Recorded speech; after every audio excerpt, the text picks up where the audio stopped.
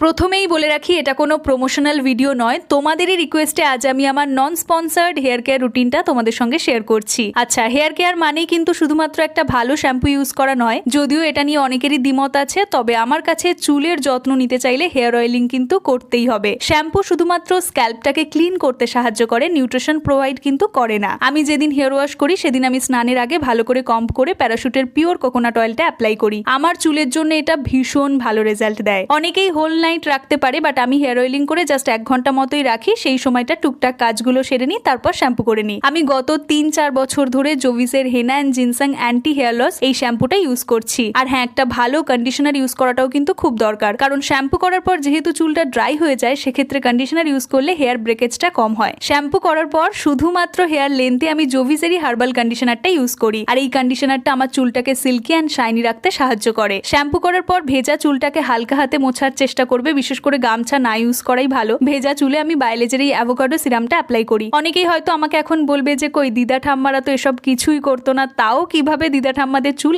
এত সুন্দর থাকতো। দেখো, সেই সময় এত পলিউশনও ছিল না, এত ইরেগুলার লাইফস্টাইলও ছিল না, খাবারে ভেজালও হয়তো ছিল না। তাই আমাদের সময় অনুযায়ী চুলগুলোকে বাঁচিয়ে রাখতে হলে একটু এক্সট্রা কেয়ার করতেই হবে। আর হ্যাঁ, বলে রাখি, আমার হেয়ার কিন্তু ন্যাচারালি এরকম স্ট্রেট। আমি আজ অব্দি কখনো হেয়ার স্ট্রেটনিং, স্মুথনিং, এমনকি হেয়ার স্পাও কখনো করিনি। পিলো কভারটা ক্লিন রাখাটাও কিন্তু চুলের জন্য কিংবা স্কিনের জন্য খুব ইম্পর্টেন্ট। আর আমি চুলের জন্য যেসব অ্যাক্সেসরিজ গুলো অন রেগুলার বেসিস ইউজ করি, সেগুলোও কিন্তু হেয়ার ওয়াশ ডেতেই ভালো মতো করে ক্লিন করে নিই। আমি আমার হেয়ার কেয়ার রুটিনে কি কি প্রোডাক্ট ইউজ করি, কি কি বিষয় খেয়াল রাখি, সবটাই তোমাদের সঙ্গে শেয়ার করলাম। চলো আজ তাহলে আসি, দেখা হচ্ছে তোমাদের সঙ্গে পরের ব্লগে। বাই।